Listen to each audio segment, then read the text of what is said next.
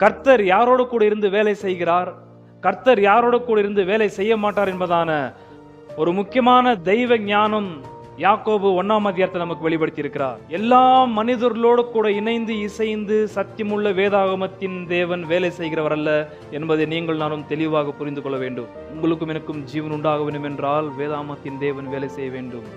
நீங்கள் நான் ஒளிச்சால் மாத்திரம் போதாது. சோதனை இல்லை என்று வேதம் சொல்லவில்லை. சோதனைக்குள்ளாக போற நீ சோதனை விருப்பத்தை செய்யக்கூடாது. உங்களையும் என்னையும் சோதனைக்குள்ளாக நடத்துகிற அந்த சோதனைக்காரன் யார்? பிறப்பித்த நாம் அந்த பாவமானது மரணத்தை பிறப்பிப்பதற்கு முந்தி இரக்கத்தை அருளுகிறார். எதற்காக? மனசாப்பாட்டு மனம் திரும்பி அதான் வெளியே வர வேண்டும் என்பதற்காக. அந்த இரக்கங்களின் காலம் எப்போ முடியுதோ அந்த முடிவுதான் உங்களுக்கும் எனக்கும் மரணம் அல்லது தேவனை விட்டு நித்தியமாய் பிரிந்து போகிற நியாய தீர்ப்பு வழியாக செல்லுகிற நரகம் என்பதற்கான அர்த்தமா இருக்கிறது. பாவம் செய்த நாம் சீக்கிரமாய் மனசாப்பட்டு மனம் திரும்பி அதிலிருந்து வெளியே வர வேண்டும். பாவத்தில் நிற்கக்கூடாது.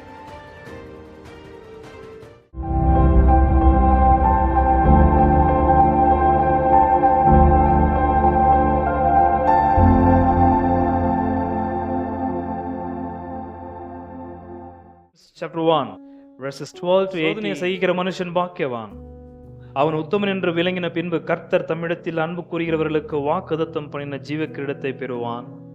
சோதிக்கப்படுகிற எவனும் நான் தேவனால் சோதிக்கப்படுகிறேன் என்று சொல்லாதிருப்பானாக. தேவன் பொல்லாங்கினால் சோதிக்கப்படுகிறவர் அல்ல, ஒருவனையும் அவர் சோதிக்கிறவரும் அல்ல. அவன் தன் சுய இச்சையினாலே இழுக்கப்பட்டு சிக்குண்டு சோதிக்கப்படுகிறான். பின்பு இச்சையானது கர்ப்பம் தரித்து பாவத்தை பிறப்பிக்கும். பாவம் பூரணமாகும் போது மரணத்தை பிறப்பிக்கும். என் பிரியமான சகோதரரை, மோசம் போகாதிருங்கள். நன்மையான எந்த ஈவும் பூரணமான எந்த வரமும் பரத்திலிருந்து உண்டாகி ஜோதிகளின் பிதாவினிடத்திலிருந்து இறங்கி வருகிறது. அவரிடத்தில் யாதொரு மாறுதலும் யாதொரு வேற்றுமை நிழலும் இல்லை. அவர் சித்தம் கொண்டு தம்முடைய சிருஷ்டிகளில் நாம் முதற் பலன்களாவதற்கு நம்மை சத்திய வசனத்தினாலே ஜெனிப்பித்தார். சத்தியமுள்ள ஆண்டவராகிய இயேசுநாதருடைய அடிமையாகிய யாக்கோபு என்பதான ஊழியக்காரர் தேவனுடைய ஞானத்தை தேவனுடைய வேலையில எப்படி வெளிப்படுகிறது என்பதை நமக்கு வேதத்தில் வெளிப்படுத்தி இருக்கிறார்.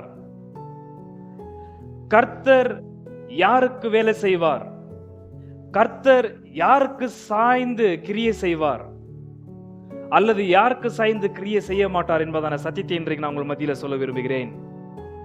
கர்த்தர் யாரோடு கூட இருந்து வேலை செய்கிறார், கர்த்தர் யாரோடு கூட இருந்து வேலை செய்ய மாட்டார் என்பதான ஒரு முக்கியமான தெய்வ ஞானம் யாக்கோபு 1ஆம் அதிகாரத்தை நமக்கு வெளிப்படுத்தி இருக்கிறார். கர்த்தர் எல்லாரோட உடனிருந்து வேலை செய்கிறவர் அல்ல.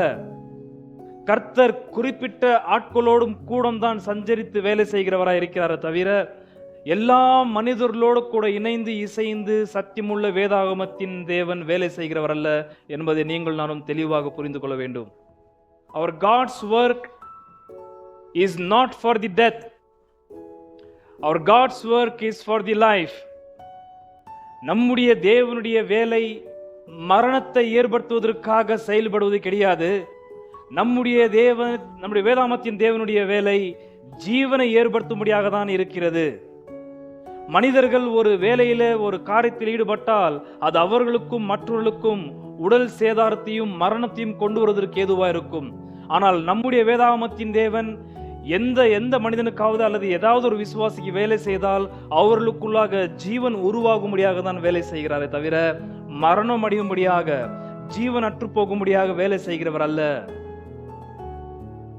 இதை நாம் தெளிவாக புரிந்து கொள்ள வேண்டிய ஒரு விஷயம். ஆகையால் முதலாவது தேவன் யார் பட்சத்திலிருந்து வேலை செய்து ஜீவனை ஏற்படுத்துகிறார் என்பதான சத்தியத்தை சொல்வதற்கு முந்தி தேவன் யாரோடு கூட இருந்து வேலை செய்யாமல் இருக்கும் பொழுது மரணம் உண்டாகும் என்பதை நான் உங்களுக்கு காண்பிக்க விரும்புகிறேன். உங்களோட கூட என்னோட கூட தேவன் இணைந்து இசைந்து வேலை செய்யாவிட்டால் ஆண்டவராகிய இயேசுநாதர் 5ஆம் அதிகாரம் யோவான் சுவிசேஷத்தில் சொன்ன வார்த்தை, ஒரு 38 வருஷமாக கிடந்த முடவனை எழும்பி நடக்க செய்தவருக்கு என் பிதா இந்நாள் வரைக்கும் கிரியை செய்கிறார், வேலை செய்கிறார், நானும் வேலை செய்து கொண்டு வருகிறேன். அப்படி தேவன் வேலை செய்யாவிட்டால் 38 வருஷமாக படுத்திருந்த அந்த ஒரு முடவன் மண்ணோட மண்ணாயிருப்பான். தேவன் வேலை செய்தால் ஒழிய மனுஷன் நித்தியமாய் வாழ்வதற்கு வாய்ப்பில்லை. தேவன் வேலை செய்தால் ஒழிய உங்களுக்கும் எனக்கும் ஜீவன் உண்டாகாது என்பதை நாம் புரிந்து கொள்ள வேண்டும். உங்களுக்கும் எனக்கும் ஜீவன் உண்டாக வேண்டும் என்றால் வேதாகமத்தின் தேவன் வேலை செய்ய வேண்டும். நீங்கள் நான் ஒளிச்சால் மாத்திரம் போதாது. ஆகையால் our God's work is not for the death. நம்முடைய தேவனுடைய வேலை மரணத்தை ஏற்படுத்துவதற்காக இல்லை. நம்முடைய தேவனுடைய வேலையே ஜீவனை அதிகப்படுத்தும்படியாக தான் இருக்கிறது. ஆகையால் நீங்கள் உங்களுடைய வாழ்க்கையின் பயணத்தை செய்யும் பொழுது தேவன் உங்களோடு கூட சஞ்சரித்து வேலை செய்கிறாரா என்பதை நீங்கள் கொஞ்சம் ஆராய்ந்து பார்க்க வேண்டும் அன்பானவர்களே. நான் நல்லா ஒழிக்கிறேன், நான் நல்லா சம்பாதிக்கிறேன் என்று மாத்திரம் நீங்கள் எண்ணிக்கொண்டு அதில் திருப்தி அடைய வேண்டாம். அது உங்களுடைய வாழ்க்கையின் ஜீவனை நாளுக்கு நாள் குறைவுபடுத்தி கொண்டு போகும். Your life depleting if you work alone for your self. உங்களுக்கு நீங்களே வேலை செய்து கொண்டு வந்தால் உங்களுக்குள்ளா இருக்கிற ஜீவன் அப்படி நாளுக்கு நாள் குறைவாய் கொண்டு போகும். நீங்கள் நானும் வேலை செய்யும் போது நம்முடைய வேலையில தேவனும் ஈடுபட வேண்டும். ஆகையால் எந்த மனுஷனும் மரணம் உண்டாகத்தக்கதாக தேவன் வேலை செய்கிறவர் இல்லை என்பதை முதலாவது உங்கள் மத்தியில் நான் சொல்ல விரும்புகிறேன். தியானிக்கிற சத்தியத்தின் தலைப்பே டெத் அண்ட் லைஃப், மரணமும் ஜீவனும். வசனம் 13, முதலாவது தேவன் மரணம் அடைவதற்கு வேலை செய்கிறவர் அல்ல. படுகிற எவனும் நான் தேவனால் சோதிக்கப்படுகிறேன் என்று சொல்லாதிருப்பானாக. சோதிக்கப்படுகிற எந்த ஒரு மனுஷனும் தான் தேவனால் சோதிக்கப்படுகிறேன் என்று சொல்லாதிருப்பானாக. ஏனென்றால் அந்த சோதனுடைய கடைசி கட்டம் என்னவென்றால், வசனம் 15, பின்பு இச்சையானது கர்ப்பம் தரித்து பாவத்தை பிறப்பிக்கும், பாவம் பூர்ணமாகும் போது மரணத்தை பிறப்பிக்கும். ஆகையால் வசனம் 13, சோதிக்கப்படுகிற எவனும் தான் தேவனால் சோதிக்கப்படுகிறேன் என்று சொல்லாதிருப்பானாக. என்றால் சோதனுடைய கடைசி அந்தியம் என்னவென்றால் மரணம். ஆகையால் தேவன் எந்த மனுஷனும் சோதனைக்குள்ளாக மரணத்துக்கு நேராக கொண்டு போகிறவர் அல்ல. தேவன் ஒரு மனுஷன் மரணம் அடைவதற்காக கிரியை செய்கிறவர் அல்ல. சோதிக்கப்படுகிற எவனும் நான் தேவனால் சோதிக்கப்படுகிறேன் என்று சொல்லாதிருப்பனாக. தேவன் அந்த ஒரு வாக்குத்தத்தத்தை செய்யவில்லை. உங்களையும் என்னையும் சோதிக்கிறேன் என்று தேவன் வாக்கு பண்ணவில்லை. மாறாக தேவன் வாக்கு பண்ணினது வசனம் 12, சோதனையை சகிக்கிற மனுஷன் பாக்கியவான், அவன் உத்தமன் என்று விளங்கின பின்பு கர்த்தர் தம்மிடத்தில் அன்பு கூறுகிறவர்களுக்கு வாக்குத்தத்தம் பண்ணின ஜீவ கிரீடத்தை பெறுவான். தேவன் எதை வாக்கு பண்ணினார்? ஜீவனை. எதை வாக்கு பண்ணவில்லை? மரணத்தை. எந்த சோதனை மரணத்துக்கு நேராக கொண்டு போகிறதோ அந்த சோதனையை தேவன் வாக்கு பண்ணவில்லை. வசனம் 12, தேவன் வாக்குத்தத்தம் செய்தது ஜீவனை. ஆகையால் தேவன் வாக்கு பண்ணாத ஒரு விஷயத்தை தேவன் செய்கிறார் என்று நீங்கள் கர்த்தர் சொல்லாதவைகளை சொல்லக்கூடாது. நான் சொல்லக்கூடாது. அது பொய்யான வாக்குகளை நீங்கள் நான் உச்சரிக்க கூடாது. இந்த நியூ இயர் டைம் நீங்க பார்க்க போறீங்க, ஊழியக்காரங்க கொடுக்கிற பொய்யான வாக்குத்தத்தங்கள், கர்த்தர் சொல்லாத வாக்குத்தத்தங்கள் எல்லாத்தையும் உச்சரித்துக் கொண்டிருப்பார்கள் இந்த போலியான சில ஊழியக்காரர்கள். வெறும் பொய்யான போலியான வாக்குத்தத்தங்கள், கர்த்தர் சொல்லாதவைகளை சொல்லிக் கொண்டு சுற்றித் திரிகிறார்கள் இன்றைக்கு இருக்கிற ஊழியக்காரர்கள். ஆகையால் தேவன் வாக்கு பண்ணாத எந்த ஒரு விஷயத்தையும் நீங்கள் வாக்குத்தத்தமாக எடுத்து அது தேவனுக்கு அசைன் பண்ணக்கூடாது. குடும்பத்தில் நடக்கிற எந்த விபத்துகளையும் அது கர்த்தரால் அருளப்பட்டு கர்த்தர் தான் அந்த கட்டத்திற்கு கொண்டு போயிருக்கிறார் என்று உங்க குடும்பத்துல ஜீவனற்ற நிலையில எதற்காக குடும்பத்தில் ரொம்ப வெசன வியாகுலம் உண்டாவது என்றால் அந்த இடத்துல ஜீவன் குறைவா இருக்கிறது. எந்த ஜீவன்? Not biological life but the heavenly spiritual life I'm talking about. மாம்சத்துக்குரிய ஜீவனை பற்றி நான் பேசவில்லை. அது நீங்கள் 3 வேளை ஆகாரம் கொடுத்தால் கர்த்தர் அந்த ஆகாரத்தை வைத்து உங்களை தாங்குவார். உங்களுடைய சரீரத்துல ஜீவன் இருந்தாலும் அந்த ஜீவன் வாழ வேண்டும். வாழ்வதற்கான அந்த ஒரு ஆவிக்குரிய வாழ்வில் தான் கர்த்தர் ஈடுபடுகிறார். அந்த வாழ்வு உங்களுக்கு கசப்பானால் அந்த இடத்துல ஜீவன் குறைவாய் கொண்டிருக்கிறது என்பதை நீங்கள் புரிந்து கொள்ள வேண்டும். அதற்காக கர்த்தர் வேலை செய்கிறவர் அல்ல. அதனால் அந்த ஒரு கசப்பான பாதையில போய் கொண்டிருக்கும் பொழுது இந்த ஒரு பாதையில கர்த்தர் தான் நடத்தினார் என்று பொய்யான வாக்குத்தத்தத்தை நீங்கள் பிசாசு போல உச்சரிக்க கூடாது. இதை நீ புசிக்கும் நாளிலே தேவர்கள் போல் உங்க கண்கள் திறக்கப்பட்டு நீங்கள் தேவர்கள் போல் இருப்பீர்கள் என்று பொய்யான வாக்கு கொடுத்தான் பாருங்க, பொய்க்காரன். அதுபோல நீங்கள் நானும் சொல்லக்கூடாது கர்த்தருக்கு. கர்த்தர் அது சொல்லவே இல்லை. ஆகையால் வசனம் 13, சோதிக்கப்படுகிற எவனும் நான் தேவனால் சோதிக்கப்படுகிறேன் என்று சொல்லாதிருப்பானாக. தேவன் பொல்லாங்கினால் சோதிக்கப்படுகிறவர் அல்ல, ஒருவனையும் அவர் சோதிக்கிறவரும் அல்ல. தேவன் எதுங்க வாக்கு பண்ணாரு? உங்களுக்கு தெரியுமா கர்த்தர் உங்களுக்கு என்ன வாக்கு பண்ணியிருக்கிறாரு, எது வாக்கு பண்ணல என்று? கர்த்தர் வாக்கு பண்ணினது விசுவாசத்தை, வசனம் 1, 2, 3. கர்த்தர் வாக்கு பண்ணினது வசனம் 5 ஞானத்தை. கர்த்தர் வாக்கு பண்ணினது ஜீவனை. கர்த்தர் உங்களுக்கும் எனக்கும் என்ன வாக்கு பண்ணியிருக்கிறார்? ஞானத்தில் குறைவுள்ளவன் கேட்க கடவன் என்று சொல்லப்பட்டது தெரியும். அது வாக்குத்தத்தம். அது கர்த்தர் வாக்கு பண்ணினதை நாம் அங்கீகரிக்காமல் கர்த்தர் செய்யாததையும் சொல்லாததையும் உங்க குடும்பத்தில் நான் நடந்தால் கர்த்தர் செய்ததாக அது நீங்க கர்த்தருக்கு அதை ஒப்பிட்டு பேசக்கூடாது. ஏனென்றால் அங்கு உண்டாகி கொண்டிருக்கிறது மரண வாசனை, மரணத்தின் அனுபவம். மரணத்தின் முன்ருசி உங்க குடும்பத்தில் உண்டாகும் பொழுது சோதனை நிமித்தமாக நீங்கள் அதை கர்த்தருக்கென்று ஒப்பிட்டு பேசக்கூடாது, கர்த்தரால் வதந்திட்டு சொல்லக்கூடாது, அந்த பொய்யை உச்சரிக்க வேண்டாம். எந்த இடத்துல இருக்கிறார்களோ அந்த இடத்துல ஜீவன் இருக்கும் அன்பானவர்களே. பசி பட்டினி இருக்கலாம், பணக்குறைவு இருக்கலாம், ஆனால் ஜீவன் இருக்கும். வாழ்வதற்கான விருப்பம், ஆத்தும திருப்தி கர்த்தர் இருக்கிற இடத்துல இருக்கும் என்பதை புரிந்து கொள்ளுங்கள். சில கசப்பான பிரச்சனைகள் வந்த உடனே அதை தூக்கி கர்த்தர் மீது போற்றக்கூடாது. பிரிவினைகள் வந்த உடனே கர்த்தர் மீது போற்றக்கூடாது. ஆரம்பத்தில் இருந்த கர்த்தர் அந்த திசையில போகாத என்று வேற திசையை உனக்கு காண்பித்துக் கொண்டிருக்கும் பொழுது அதுல கவனம் செலுத்தாம சுய ஞானத்துல சுய பார்வையில ஞானமா இருந்து வேற திசையில போய் வாழ்க்கையை கெடுத்துக்கின்னு அந்த வாழ்க்கையை அந்தகாரப்படுத்திக்கின்னு பிறகு அது கடைசியில கர்த்தர் தான் கொண்டு வந்தார் என்று பொய்யை உச்சரிக்கிறாய். போய் மாட்டிக்கின சரி, அதை கர்த்தர் மீதா பழி போடுறது. அங்க அட்லீஸ்ட் வெளியே வரதுக்காக புத்தி வேண்டாம். அப்போ புத்தி தெளிஞ்சு கொஞ்சம் பின்னாடி வந்து எங்கேயோ திசை திருப்பி போயிட்டு இருக்கிறோமே, வெளிச்சம் இல்லாத ஒரு காட்டு வழியில போயிட்டேனே, அந்த ரோடு இல்ல, ஸ்ட்ரீட் லைட் இல்லையே, தப்பான வழியில வந்துட்டனே என்று புரிஞ்சு கொஞ்சம் பின்னாடி வர புத்தி இல்ல. திருப்ப உள்ள போய் இந்த காட்டு மிருகத்தை போய் சிக்கிக்கொள்றதா? அந்த மாதிரி ஆட்கள் இருக்கிறாரோ. ஒளி உள்ளவர் ஜோதியில் பிதா என்ற கீழே சொல்லப்பட்டிருக்கிறது. உங்கள் போகும்போது உங்க வாழ்க்கை வெளிச்சமா தெரியக்கூடாதா? வெளிச்சமுள்ள வாழ்க்கை அல்லவா உங்களுடைய தேவனும் என்னுடைய தேவனும் காண்பிக்கிறது. ஆகையால் வசனம் 13 சோதிக்கப்படுகிற எவனும் நான் தேவனால் சோதிக்கப்படுகிறேன் என்று சொல்லாதிருப்பானாக. யாரும் அப்படி சொல்லியிருக்கிறோமா? நம்ம இல்ல. எப்போ தரமா இது சொல்லுவோம்? நம்ம வாழ்க்கை எப்போ கசப்பாயிடுது பாருங்க, சோதனை நிமித்தமாக ஜீவன் அற்று போய் வாழாதபடிக்கு ஒரு நல்ல பேர் இருக்கிறோம் தெரியுமா? அப்பதான் சொல்றது அதை, இந்த வாழ்க்கை இந்த மாதிரி எனக்கு ஆக்கிட்டீங்களே அப்படின்னு. ஆகையால் தான் 5ஆம் அதிகாரத்துல வேதம் என்ன சொல்லுகிறது அன்பானவர்களே? 5ஆம் அதிகாரம் வசனம் 11. இதோ பொறுமையா இருக்கிறவர்களை பாக்கியவான்கள் என்கிறோமே, யோபின் பொறுமையை குறித்து கேள்விப்பட்டிருக்கிறீர்கள், கர்த்தருடைய செயலின் முடிவையும் கண்டிருக்கிறீர்கள். யோபுடைய இனிப்பான வாழ்வு எங்க தெரியுது உங்களுக்கு? யோபுடைய கடைசி காலகட்டம் 42ஆம் அதிகாரத்துல அவன் எழுந்து போனது எல்லாம் கர்த்தர் எப்படி கொடுத்தார்? ரெட்டிப்பாக கொடுத்தார். ஆகையால் தான் யோபுடைய கடைசி நாட்களில் கர்த்தருடைய இரக்கத்தை நீங்கள் ஞாபகப்படுத்திக் கொள்ளுங்கள். அதற்கு முந்தி இருந்தது என்ன? சோதனையின் காலகட்டம். அசுத்தன் உள்ள பூந்து அவனுடைய வாழ்க்கையை கசப்பாக்கின காலகட்டம். அவனுடைய 3 செய்திகள் வரார்கள். எல்லாரும் அவனுடைய உபத்திரவத்துக்கு தப்பான கருத்துக்களை கொடுக்கிறார்கள். ஆனால் வேத சொல்ற வார்த்தை, அவனை நீங்கள் யோபு ஞாபகப்படுத்திக் கொள்ளுங்க. கடைசி நாட்களை கொஞ்சம் பாருங்கள். எப்போ கர்த்தர் யோபோடு கூட ஈடுபடுகிறாரோ அவனுடைய ஆரம்ப காலகட்டமும் அவனுடைய வாழ்க்கையின் முடிவு காலகட்டமும் பார்க்கும் பொழுது வெளிச்சம் உள்ளதாக ஜீவன் இருந்ததா இருக்கிறது அன்பானவர்களே. சோதனை குறித்து உங்களுக்கு புரியாது, என்னடா வாழ்க்கை எப்படி போகுதுன்றது. ஆகையால் தான் ஞானத்தில் நீ குறைவுகள் என்று புரிஞ்சுக்கணும், கேட்க தெரிஞ்சுக்கணும். உன் சுய ஞானத்துல போய் அவங்கள்ட்ட போய் கேட்கறது, இவங்கள்ட்ட போய் ஆலோசனை கேட்கிற அந்த பழக்கம் இருக்கக்கூடாது விசுவாசிகளுக்கு. 13 சோதிக்கப்படுகிற எவனும் நான் தேவனால் சோதிக்கப்படுகிறேன் என்று சொல்லாதிருப்பானாக. தேவன் பொல்லாங்கினால் சோதிக்கப்படுகிறவர் அல்ல. தேவன் மீது ஏதாவது நாம் குற்றம் சாட்ட வேண்டும் என்றால் முதலாவது தேவன் அது செய்வாரா கொஞ்சம் நினைத்து பாருங்கள். தேவன் பொல்லாங்கினால் சோதிக்கப்படுகிறவர் அல்ல. ககோஸ் அர்த்தம் தெரியுமோ? பொல்லாங்குன்ற வார்த்தைக்கு அது கீழே போவோம் தான் சொல்ல விரும்புகிறேன்.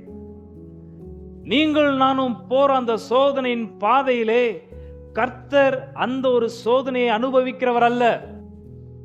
ஏன்? 14 அவனவன் தன் சுய இச்சையினாலே இழுக்கப்பட்டு சிக்குண்டு சோதிக்கப்படுகிறான். தேவன் பொல்லாங்கினால் சோதிக்கப்படுகிறவர் அல்ல. ஏனென்றால் தேவனிடத்தில் இச்சை இல்லை. புரிஞ்சுதா வசனம் 14? தேவனிடத்தில் இச்சை இல்லாத பட்சத்தில் அவர் சோதனைக்குள் போகிற தேவன் அல்ல. சோதனைக்குள்ள போகாதபடிக்கு அவருக்குள் இச்சை இல்லை. ஏனென்றால் இச்சை எங்க தரமா தங்குது? 4ஆம் அதிகாரம் 1-2. உங்களுக்குள்ளே யுத்தங்களும் சண்டைகளும் எதினாலே வருகிறது? உங்கள் அவயவங்களில் போர் செய்கிற இச்சைகளினால் அல்லவா? எதற்காக தேவனிடத்தில் இச்சை இல்லை? ஏனென்றால் நம்முடைய தேவன் என்னவா இருக்கிறார்? ஆவியா இருக்கிறார். அவரிடத்தில் என்ன இல்லை? சரீரம் இல்லை. எப்படியாப்பட்ட சரீரம்? இச்சை உள்ள சரீரம் நம்முடைய தேவனிடத்தில் இல்லை. ஆகையால் தேவன் பொல்லாங்கினால் சோதிக்கப்படுகிறவர் அல்ல. புரிஞ்சுதா? அதனால நம்ம கர்த்தர் கெட்ட வார்த்தை பேச மாட்டாரு. அதனால நம்முடைய கர்த்தர் திருட மாட்டாரு. அதனால நம்ம கர்த்தர் சபிக்க மாட்டாரு. அதனால கர்த்தர் எந்த விதமான ப்ளூ ஃபில்ம், எந்த விதமான போர்னோகிராஃபி பார்க்க மாட்டாரு. இதெல்லாம் நாம பண்ணிட்டு அவர் தான் பண்ணாருன்னு குற்றம் சாட்டக்கூடாது. அவருக்கு அந்த மாதிரி சரீரம் இல்லை. போர் செய்கிற இச்சைகள் நிறைந்த சரீரத்தின் பாடிலி மெம்பர்ஸ் நம்முடைய வேதாமத்தின் தேவனுக்கு இல்லை. His spirit. எந்த பொல்லாப்பும் அவரை சோதிக்க வாய்ப்பில்லை. பிசாசு அவன் மண்டலமே போயிட்டு பிதாவாகிய தேவனை சோதிப்பானால் அது அவரை கொஞ்சம் கூட தொடாதது. ஏனென்றால் அவருக்கு இச்சை உள்ள ஒரு சரீரம் இல்லை. நம்முடைய மகிமையின் இயேசுநாதர் மனு அவதரித்து சரீரத்தை எடுத்தார். ஆகையால் அவருக்கு சோதனை வந்தது. ஏன்? மனுஷனாய் வந்தார். ஆனால் எந்த ஒரு இச்சைக்கு அவர் தன்னை ஒப்பு கொடுக்கவில்லை. ஆகையால் தான் அந்த மனுஷகுமாரன் போல நாம் எல்லோரும் இருக்க வேண்டும் என்று பிதாவாகிய தேவன் விரும்புகிறார். சோதிக்கப்படுகிற எவனும் நான் தேவனால் சோதிக்கப்படுகிறேன் என்று சொல்லாதிருப்பானாக. தேவன் பொல்லாங்கினால் சோதிக்கப்படுகிறவர் அல்ல. பொல்லாங்கு நம்முடைய தேவனை சோதிக்காது. மாறாக தேவனை எது திருமத்தோடும். வசனம் 12, சோதனையை சகிக்கிற மனுஷன் பாக்கியவான், அவன் உத்தமன் என்று விளங்கின பின்பு கர்த்தர் தம்மிடத்தில் அன்பு கூறுகிறவர்களுக்கு நீங்களும் நானும் நம்முடைய தேவனை அன்பு கூறும் தெரியுமா, அதுதான் அவரை தொடும். சோதனை அவரை தொடாது. ஏன் நாம் அவரை அன்பு கூறுகிறோம்? ஏனென்றால் அவர் நம்ம முந்தைய அன்பு கூர்ந்திருக்கிறபடியால். நாம் அவரை நேசிக்கிற அந்த பருத்துக்குரிய நேசம் அவர் நமக்கு முந்தி செலுத்தினபடியால், அதே பருத்துக்குரிய அகாப்பே லவ் அன்பை நாம் அவருக்கு காண்பிக்கிறோம் பாருங்க, அதுதான் அவரை பாதிக்கும், தொடும். அதுல அவர் பிரியப்படுகிறார். மாறாக நாம போற இந்த சோதனையின் பொல்லாத சோதனைகள் வந்து அவரை தொட வாய்ப்பில்லை. ஆகையால் வசனம் 13, சோதிக்கப்படுகிற எவனும் நான் தேவனால் சோதிக்கப்படுகிறேன் என்று சொல்லாதிருப்பானாக. தேவன் பொல்லாங்கினால் சோதிக்கப்படுகிறவர் அல்ல, ஒருவனையும் அவர் சோதிக்கிறவரும் அல்ல. சோதனை காலகட்டத்திலே நீங்க சோதிக்கப்படணும்னு அவர் விரும்புறது கிடையாது. சோதனை உனக்கு எனக்கு இல்லையா? 100% இருக்கு. 4-5 வார செய்தி பேசி முடிச்சிருக்கிறேன். சோதனை இருக்கு. அந்த சோதனை அங்க போக வேண்டியதா இருக்கிறது. ஆகையால் தான் வசனம் 2 சொல்ற வார்த்தை 1:2, என் சகோதரரை நீங்கள் பலவிதமான சோதனைகளில் அகப்படும் பொழுது விழும் பொழுது, வசனம் 3, உங்கள் விசுவாசத்தின் பரீட்சையானது பொறுமை உண்டாக்கும் என்று அறிந்து அது மிகுந்த சந்தோஷமாக எண்ணுங்கள். சோதனை இல்லை என்று வேதம் சொல்லவில்லை. சோதனைக்குள்ளாக போற நீ சோதனை விருப்பத்தை செய்யக்கூடாது. ஏன்? அந்த சோதனை பொல்லாப்பா இருக்கிறது. அந்த சோதனை நீ நிறைவேற்றினால் அந்த சோதனையுடைய கடைசி உண்டந்து வருகிற கர்ப்ப பிறப்பு வந்து மரணமா இருக்கிறது. ஆகையால் தேவன் யார்கிட்ட நின்று வேலை செய்யறது கிடையாது. உங்களுக்கு மரணம் உண்டாகத்தக்கதாக சோதனை நீங்கள் போவதற்கு உங்களுக்கு சோதனை கொடுப்பது கிடையாது. சோதனையை செய்ய வைக்கிறதும் கிடையாது நம்முடைய கர்த்தர். மாறாக கர்த்தருடைய எதிர்பார்ப்பு என்ன? வசனம் 12, சோதனையை சகிக்கிற மனுஷன் பாக்கியவான், சோதனையை செய்கிறவன் அல்ல. யாரு பாக்கியவான்? அதுதான் வேதாமத்தின் கர்த்தர் எதிர்பார்க்கிறார். ஒரு கன்னத்தில் உன்னை அரைத்தால் மறு கன்னத்தை ஏன் காண்பின்றாரு? சகித்துக்கொள், சோதனையை சகித்துக்கொள். நீங்க எப்படி? 3:10, துதித்தலும் சபித்தலும் ஒரே வாயிலிருந்து புறப்படுகிறது, என் சகோதரரே இப்படி இருக்கலாகாது.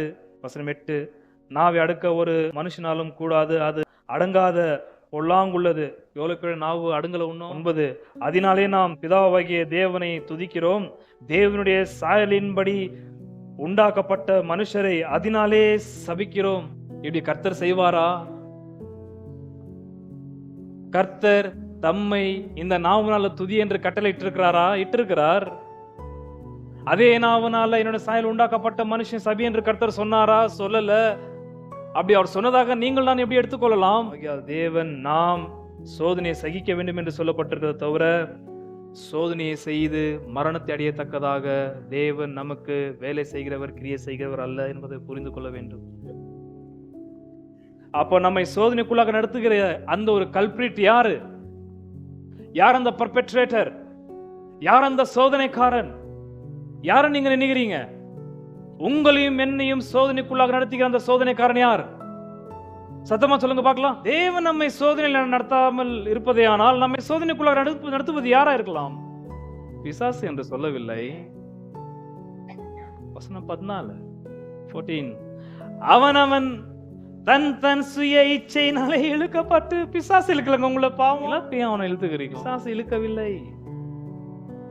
அவன் தன் தன் சுய இச்சையினாலே இழுக்கப்பட்டு. ரொம்ப கவனிக்க வேணும் இந்த இடத்துல.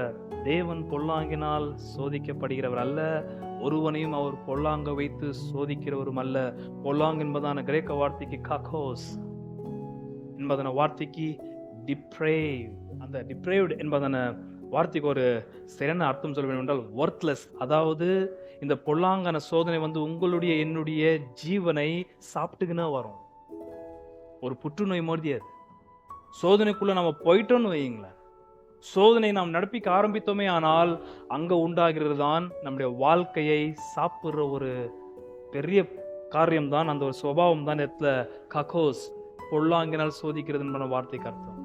அதனால உங்களுடைய என்னுடைய ஜீவனை ஒன்றுமில்லாமல் ஆக்கத்தக்கதாக தேவன் ஈடுபட்டு சோதனை நடத்துகிறவர் அல்ல. வசனம் 12 ஒரு ஜீவ கீடத்தை வாக்கு பண்ணுகிறவர், நான் உனக்கு ஜீவனை கொடுக்குறேன்ற. அந்த ஜீவனை சோதனை அடியுது, சாப்பிடுறது, தீர பண்ணுகிறது. பிசாசனவன் கர்ஜிக்கிற சிங்கம் போல் சுற்றி தீரனே சொல்லப்பட்டுகிறது. என்னதான் சாப்பிடுறான் அவன்? கர்ஜிக்கிற சிங்கம் போல உங்க மாம்சத்தியா? சாப்பிட்டோன்னே அவன் செத்துருவான். உங்க மாம்சத்தை சாப்பிடுவான் கிடையாது அவன். கிறிஸ்துவுக்குள்ளாக உங்களுக்கு கொடுக்கப்பட்ட அந்த வாழ்வை தின்னுகிறவன் அவன். என்ன அந்த வாழ்வு? விசுவாச வாழ்வு. விசுவாசத்தை சாப்பிடுவான். விசுவாசத்தை அதிகப்படுத்துகிற விதை உங்க இருதயத்தில் விதைக்கப்பட்டோன்னா அன்னத்த பறவை போல வருது அவன் சாப்பிடுறது. தான் இந்த பொல்லாங்கு உங்களுடைய ஜீவனை சாப்பிடுற இந்த பொல்லாப்பான சோதனை கர்த்தருக்கு நீங்கள் அதை ஒப்பிட்டு பேசக்கூடாது. கர்த்தரால் வந்ததாக உங்க வாயினால் நீங்க உச்சரிக்கவும் கூடாது. அந்த சோதனை எங்கிருந்து வருகிறது? அந்த சோதனைக்கு சரியான ஒரு கல்பிரிட் யார்? சரியான துஷ்டன். இந்த சோதனையை கொண்டு வர துஷ்டன் யாருன்னு பார்த்தீர்கள் என்றால் அவன் நம்ம பாசையில அவள். உங்க சோதனைக்கு யார் காரணம்? நீங்க தான். ஏன் சோதனைக்கு? நான் தான் காரணம். ஏன்? அந்த மேக்னெட்டிக் கம்பாஸ் சோதனையை அங்கீகரித்து நடக்கத்தக்கதான வல்லமை என்பதான இச்சை உங்களுடைய சரீரத்திலும் என்னுடைய சரீரத்திலும் நிறைவா இருக்கிறது. ஆதாம் பாவத்தில் விழுந்தவுடனே அந்த பாவத்தன்மை நம்முடைய ஒட்டுமொத்த மனுஷத்துவத்தை பயங்கரமாய் பாதித்திருக்கிறது.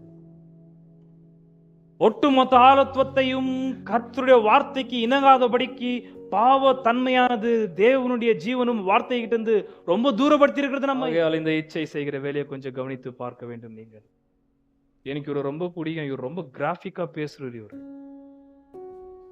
இருமனம் உள்ளவனை பற்றி பேசும் பொழுது காற்று கோப்பிட்டு பேசினார். ஐஸ்வர்யவான் விசுவாச வைக்க வேண்டிய இடத்துல ஐஸ்வர்யத்தை வைத்தவனை குறித்து பேசும் பொழுது சூரியனை அவனை சோதனை காரணமாக சூரியனை ஒப்பிட்டு சொன்னாரு. ரொம்ப அற்புதமான கிராஃபிக்கா பேசுற இவரு.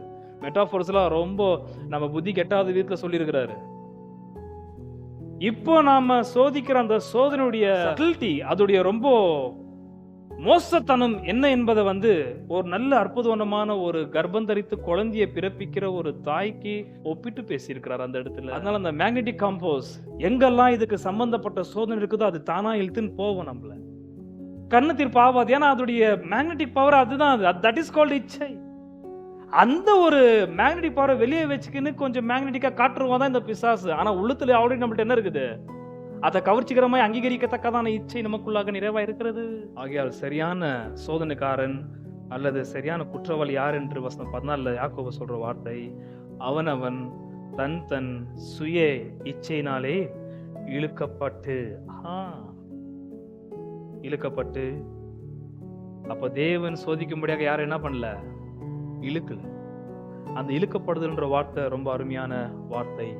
எல்குவோ என்பதான வார்த்தை எதுக்கு பயன்படுறது தெரியுமா? ஆக்சுவலி வலையை வீசி மீன்கள் பிடிச்ச உடனே இழுக்கிறதுக்கு பயன்படுற வார்த்தை. அல்லது ஒரு மிருகம் ஒரு ஜந்துவை பிடிச்சு கொன்ன பிறகு சாப்பிடுறதுக்காக இழுத்துன்னு போற வார்த்தை யூஸ் பண்ணப்படுற வார்த்தை இழுக்கப்படுகிறது என்பதற்கு. அல்லாவிட்டால் 2ஆம் அதிகாரம் 6 சொல்லப்படுறது அதே வார்த்தை அங்க போடப்பட்டது பாருங்க. நீங்களோ தரித்திரரை கனவீனம் பண்ணுகிறீர்கள், ஐஸ்வர்யவான்கள் அல்லவோ உங்களை ஒடுக்குகிறார்கள், அவர்கள் அல்லவோ உங்களை நியாயசனங்களுக்கு முன்பாக என்ன வார்த்தை? இழுக்கிறார்கள். சேம் கிரேக்க வார்த்தை. தரத்தரன்னு இழுத்துன்னு போகிறார்கள். கொல்லும்படியாக, தண்டனை வாங்கி கொடுக்கும்படியாக, துன்பப்படுத்தும்படியாக.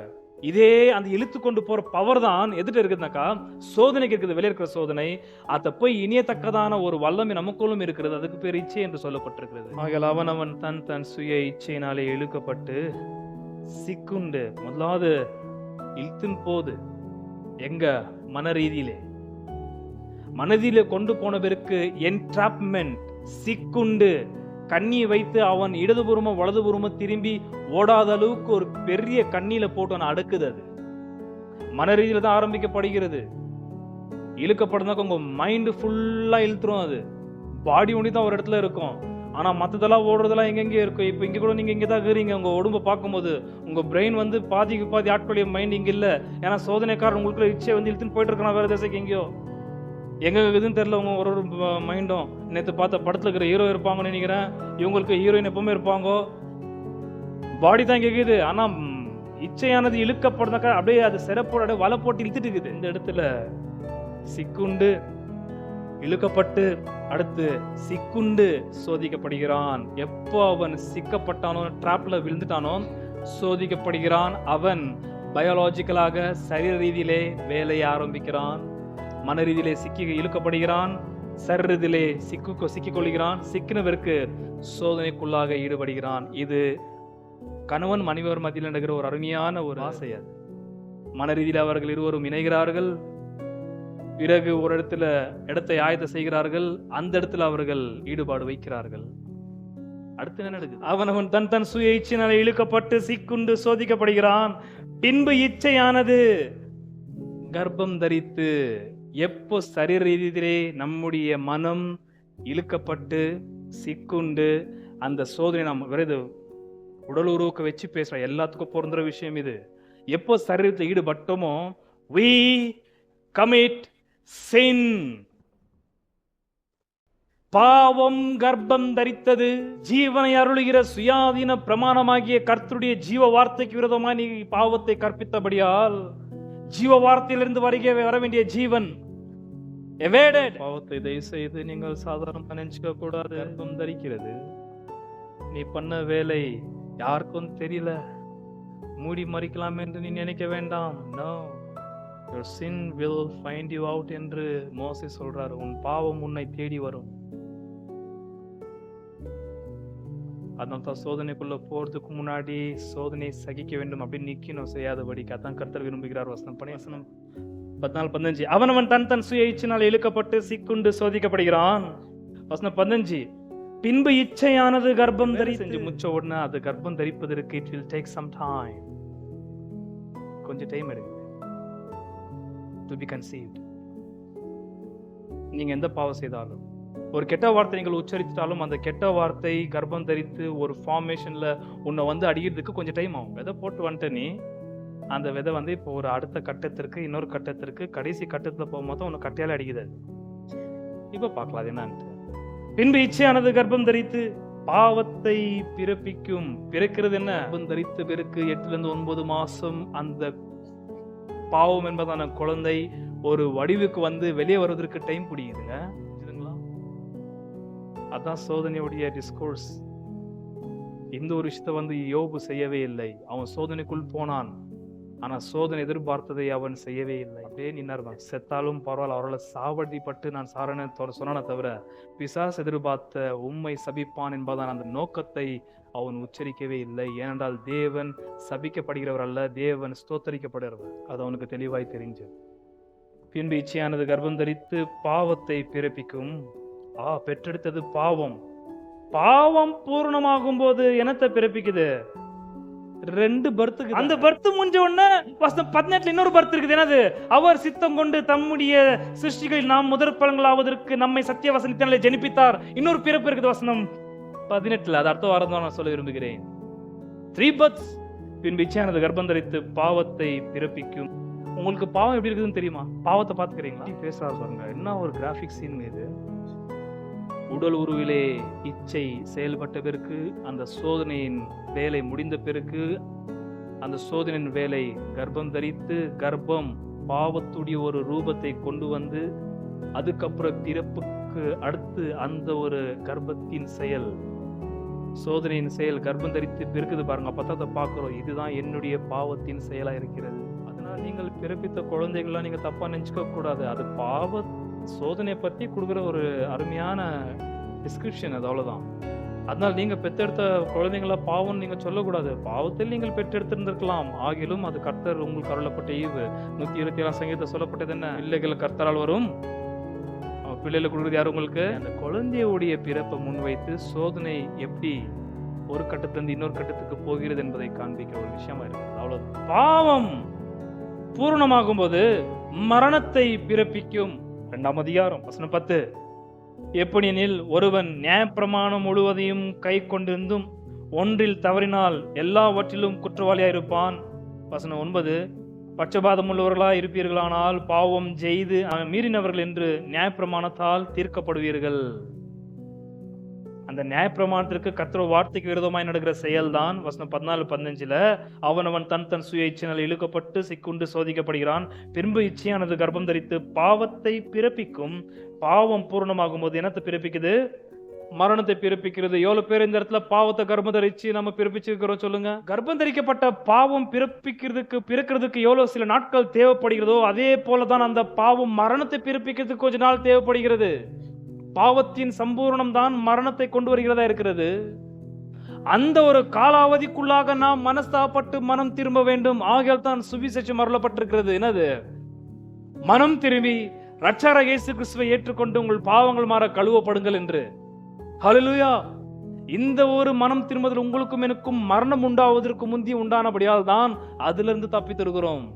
ஆகையால் தான் மனஸ்தாபப்பட்டு மனம் திரும்பாமல் இருக்கிற எந்த பாவியும், பாவத்தை பிறப்பித்த எந்த பாவியும் அந்த லட்சணத்தில் அவன் முடிவை அடையும் பொழுது நியாய தீர்ப்புக்குள் படுகிறான், நித்திய நரகத்திற்குள். மனஸ்தாபம் என்பதான ஈவை கர்த்தர், மனம் திரும்புதல் ரிப்பன்டன்ஸ் என்பதான ஈவை கொடுத்திருந்தும் அதை அடையாமல் இருக்கிறார்கள் பாவிகள். எப்போ மரணம் உண்டாகும் தெரியுமா?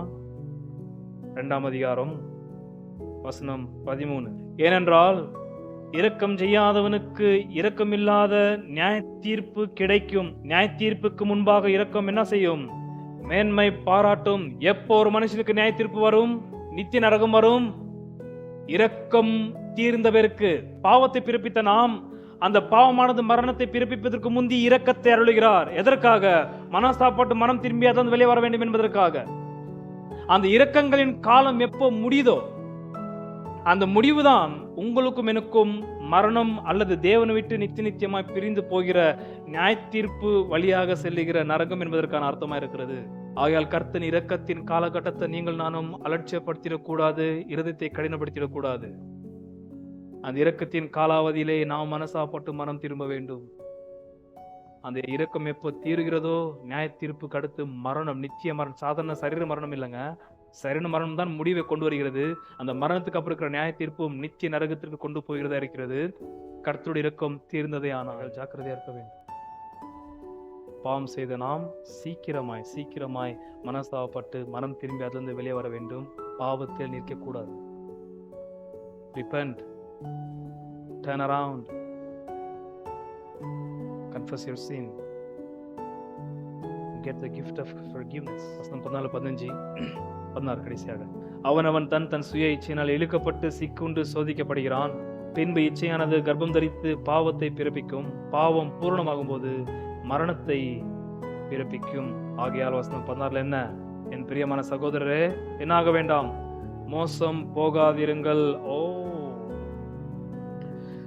பிளானே என்பதன வார்த்தை கட்டும் மோசம் போகாதீர்கள். அக்கா, தவறாக நடத்தப்படாதீர்கள். Don't be misled. தவறாக நடத்தப்படாதீருங்க. சோதனை உங்களை நடத்தாதபடிக்கு ஜாக்கிரதையா இருங்கள். சோதனை உங்களை நடத்தினால் அது உன்னை வஞ்சித்து உன்னை ஏமாற்றும். அது ஆகையால் ஜாக்கிரதையாயிரு. அதாவது தவறாக நடத்தப்படாதபடிக்கு கவனிப்பாயிரு.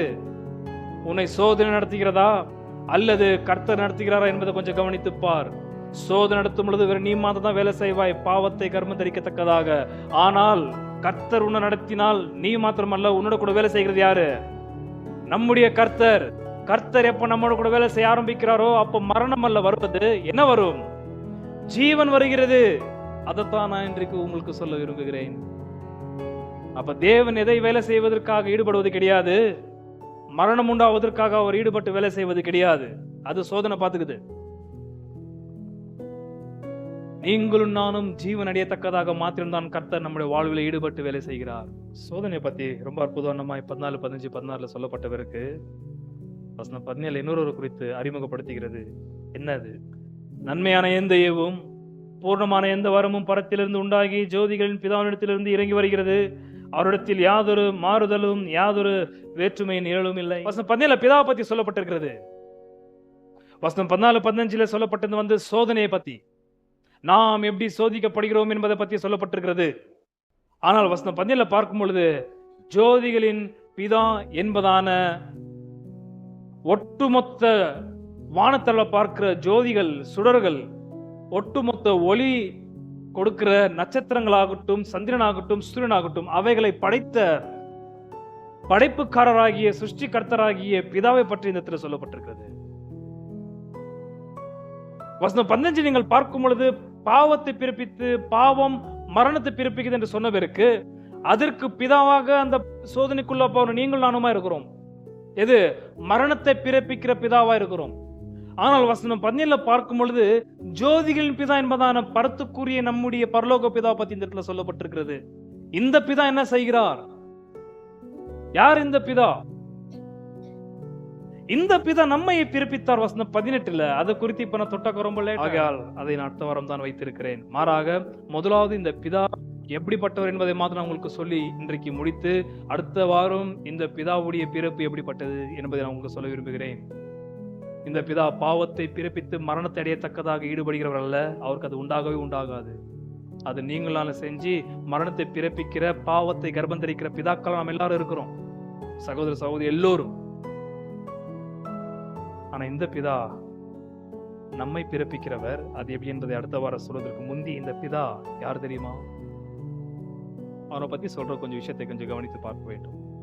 நன்மையான எந்த ஏவும் பூர்ணமான எந்த வரமும் பரத்திலிருந்து உண்டாகி ஜோதிகள் பிதானிடத்திலிருந்து இறங்கி வருகிறது. அவரிடத்தில் யாதொரு மாறுதலும் யாதொரு வேற்றுமையின் நிழலும் இல்லை. பரத்திலிருந்து பரத்துக்குரிய ஃபாதர் இவர், பூமிக்குரிய பிதா இல்லை. இந்த இடத்துல இயேசு நான் ஜெபத்தை பத்தி பேசும் பொழுது இந்த சத்தியத்தை குறித்து எவ்வளவு பேசணும் போதித்திருக்கிறேன். ஆனால் இங்கே யாக்கோபு ஒரே ஒரு பார்வையில பிதா பத்தி சொல்லியிருக்கிறார். அவரிடத்தில் மாறுதலும் இல்லை, யாதொரு வேற்றுமை நிழலும் இல்லை. நன்றாக கவனிக்க வேண்டும். அவரை ஜோதிகளின் பிதா என்று சொன்னவருக்கு, ஜோதிகள் இந்த ஒளி நீங்கள் எடுத்துக்கொண்டால், சுடர்களை எடுத்துக்கொண்டால், லைட்ஸ் எடுத்துக்கினாக்கா அந்த லைட்ல வந்து என்ன இருக்கும்னாக்கா மாறுதல் இருக்கும், அது மாறும்.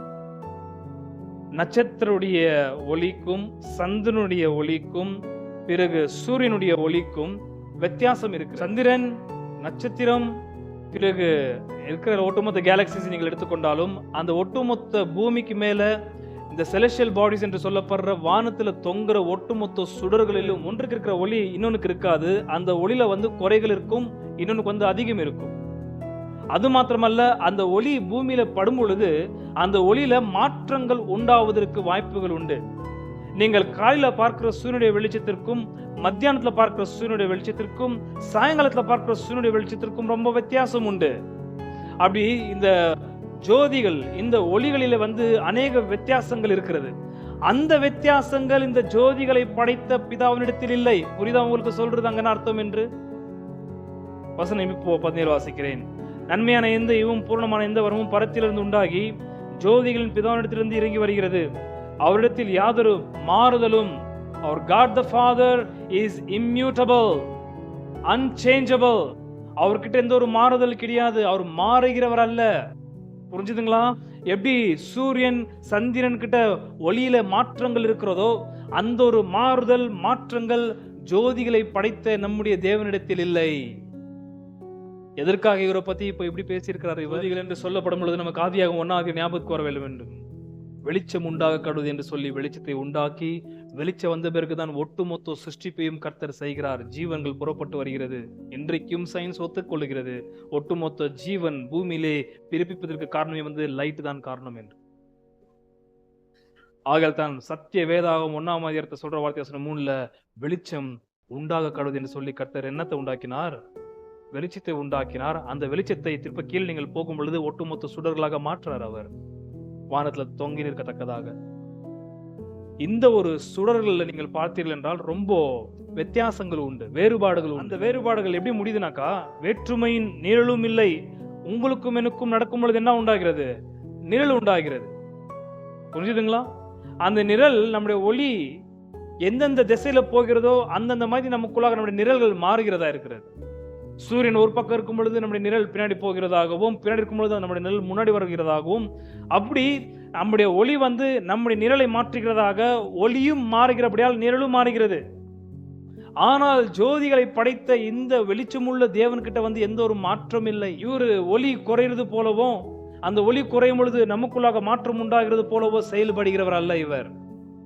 இன்னும் மேல ரொம்ப தெளிவாக சொல்ல வேண்டும் என்றால், இவர் நம்மை சோதிக்கிறதாகவும் பிறகு நன்மை தருகிறதாகவும் சொல்லப்படவில்லை. இவர்கிட்ட மாற்றங்கள் இல்லை.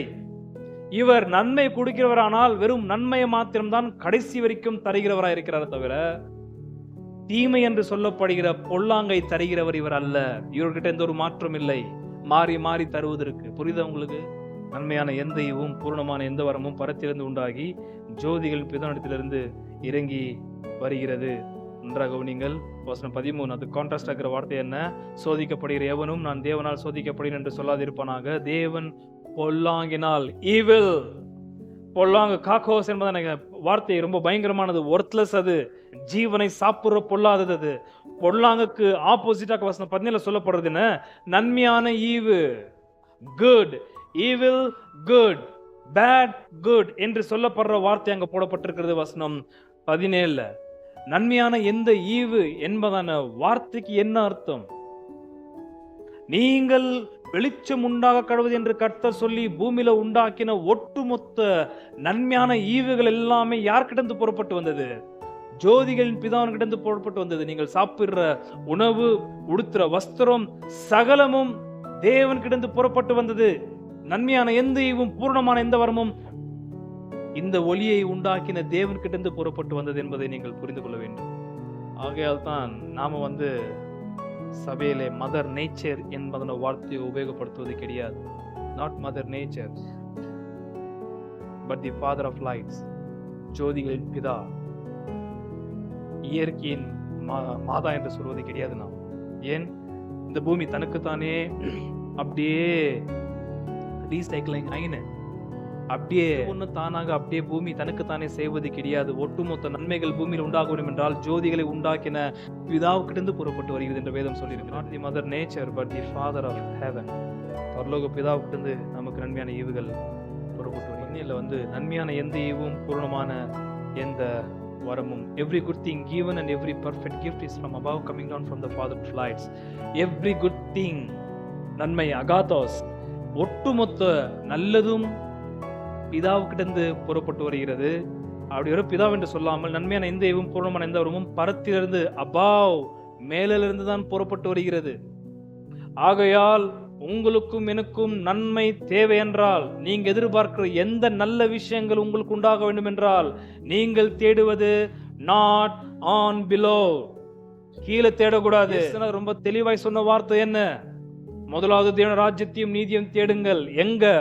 அபாவ். நீங்கள் நான் நன்மை உண்டாக வேண்டும் என்று பூமியில தேடிக்கொண்டு போனால் ஏமாற்றம் தான் உண்டாகும் என்பதை நீங்கள் புரிந்து கொள்ள வேண்டும்.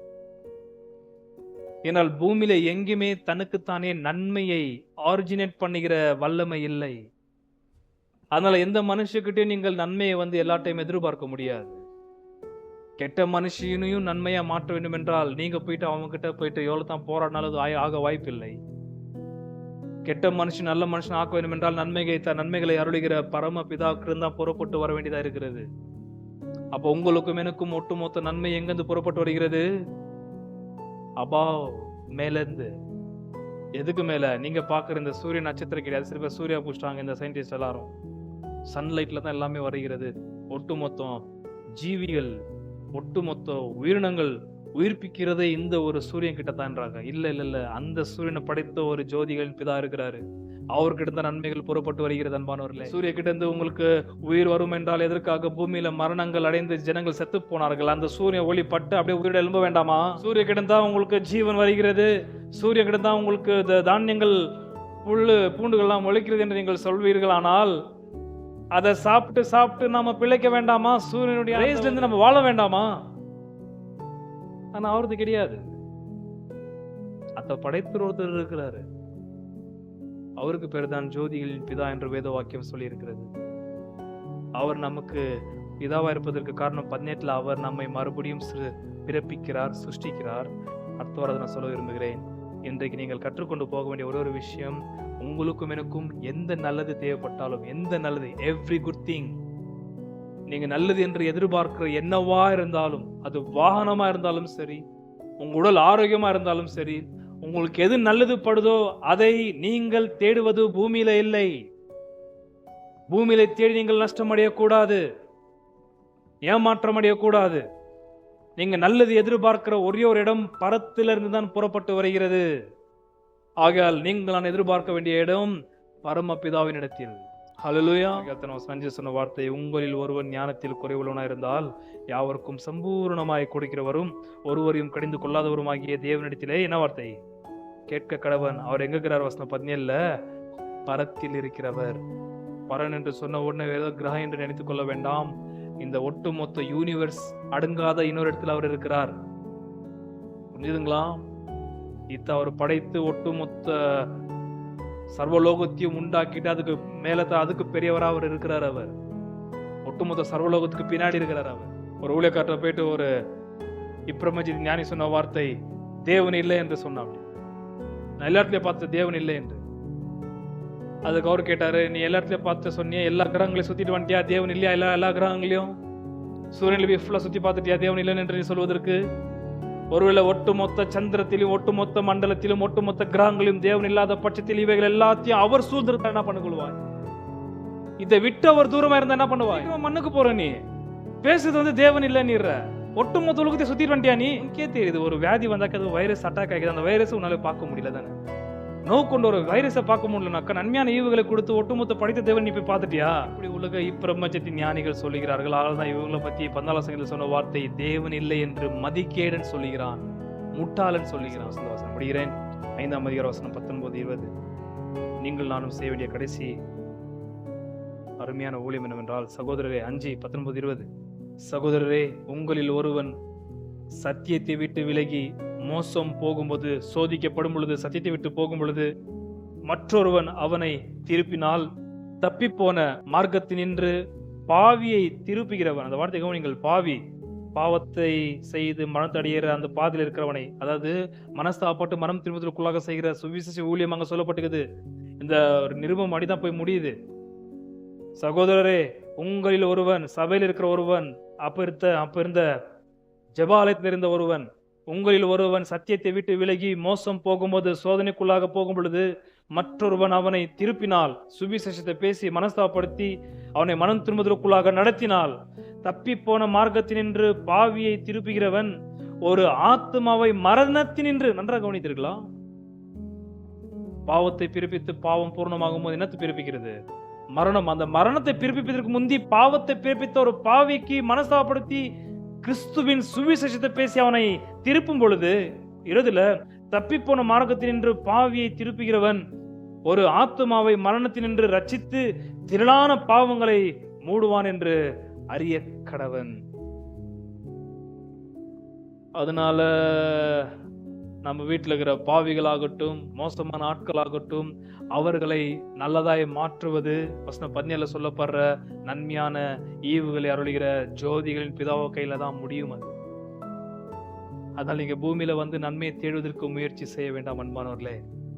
உங்களுக்கும் எனக்கும் நன்மை தருகிறவர் ஜோதிகளின் பிதா. அவரை தான் நோக்கி பார்க்க வேண்டியதா இருக்கு. உங்களுக்கு என்ன நல்லது தேவைன்றாலும் அவரை நான் நோக்கி பார்க்க வேண்டும். அவரிடத்திலே கேட்க வேண்டியதா இருக்கிறது. அவருடைய வார்த்தையை பிரசங்கிக்க வேண்டியதா இருக்கிறது. அவருடைய ஜீவனுள்ள வார்த்தையை விசுவாசிக்க வேண்டியதா இருக்கிறது. உங்களுக்கும் எனக்கும் நன்மை உண்டாக வேண்டும் என்றால் இவர் ஒன்றிதான் சம்பூர்ணமாய் 24 மணி நேரமும் நித்தியமாய் உங்களுக்கும் எனக்கும் நல்லது செய்கிறவர். உங்க வீட்டுல இருக்கிறவங்க எவ்வளவுதான் உங்களுக்கு நல்லது செய்வா, கொஞ்சம் யோசிச்சு பாருங்க. கொஞ்ச காலம்தான், அவங்கள அவ்வளவுதான் முடியும். அதுக்கப்புறம் அவங்களுக்கு சாமர்த்தியம் இல்லை.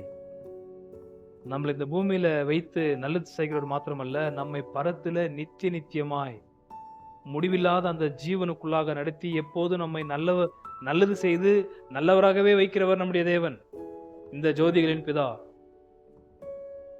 அதனால் நன்மைக்காக நீங்க அங்கங்க ஓடி போய் ஏமாற்ற அடைவதை பார்க்கலும் இந்த ஜோதியின் பிதானத்தில் போவது ரொம்ப நல்லது. இவர்கிட்ட போனாலே உங்க உடலுக்கும் நல்லது, உங்க ஆத்மாவுக்கு நல்லது, உங்க மனதுக்கு நல்லது, உங்க குடும்பத்திற்கு நல்லது.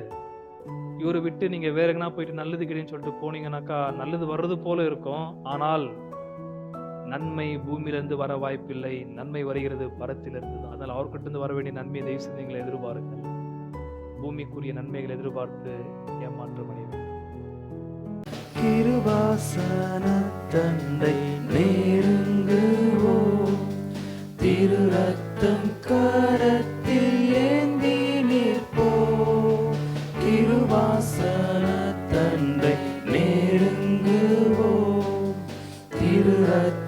கரத்தில் ஏந்தி நிற்போம். அல்லேலூயா அல்லேலூயா, கண்டேன் சகாயம் இரக்கமே. கர்த்தர் கிருபை என்றும் உள்ளதே, கர்த்தர் கிருபை என்றும் உள்ளதே. கோடா கோடி ஸ்தோத்திரம் ஏறெடுப்போம். ராஜாதிராஜன் தேவாதிதேவன் இயேசு கிறிஸ்துவுக்கே மகிமை. ராஜாதிராஜன் தேவாதிதேவன் இயேசு கிறிஸ்துவுக்கே மகிமை. குருவி பறவை வானம் பாடியே கவலையின்றி பறந்து பாடுதே. குருவி பறவை வானம் பாடியே கவலையின்றி பறந்து பாடுதே. அல்லேலூயா அல்லேலூயா, அற்புதமான சிருஷ்டிகரே, அந்த விசுவாசம் கற்றறிந்தோம், அந்த விசுவாசம் கற்றறிந்தோம். கோடா கோடி ஸ்தோத்திரம் ஏறெடுப்போம். ராஜாதிராஜன் தேவாதிதேவன் இயேசு கிறிஸ்துவுக்கே மகிமை. ராஜாதிராஜன் தேவாதிதேவன் இயேசு கிறிஸ்துவுக்கே மகிமை. கவலைப்படாதீர்கள் என்றுரைத்தீர், காட்டு புஷ்பத்தை உடுத்துவித்தீர். கவலைப்படாதீர்கள் என்றுரைத்தீர், காட்டு புஷ்பத்தை உடுத்துவித்தீர். அல்லேலூயா அல்லேலூயா,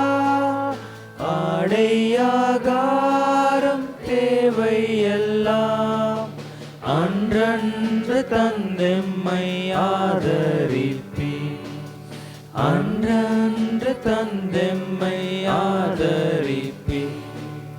கோடா கோடி ஸ்தோத்திரம் ஏறெடுப்போம். ராஜாதிராஜன் தேவாதிதேவன் இயேசு கிறிஸ்துவுக்கே மகிமை.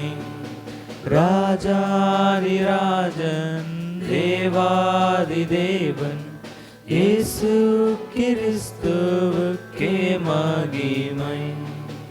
கணக்கில்லா நன்மைகள் கர்த்தர் செய்தீர், கருத்துடன் பாடி நன்றி கூறுவோம்.